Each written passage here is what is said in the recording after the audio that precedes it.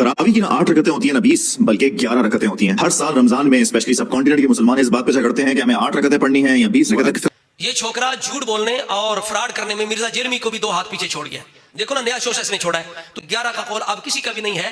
अहले हदीस है थोड़ा सा तबका जो 8 कहते हैं, बाकी अहले सुन्नत जो है वो अल्हम्दुलिल्लाह कदीम से वो 20 रकात पे वो अमल कर रहे हैं। और ये वो अमल है जिसको अल्हम्दुलिल्लाह हम तिरमिज़ी शरीफ से दिखा सकते हैं। इमाम तिरमिज़ी जो इमाम बुखारी के शागिर्द हैं, उनके तबसरे से, उनके इरशाद से दिखा सकते हैं। वो क्या फरमाते हैं, ये रवायत नंबर है 806 तिरमिज़ी की।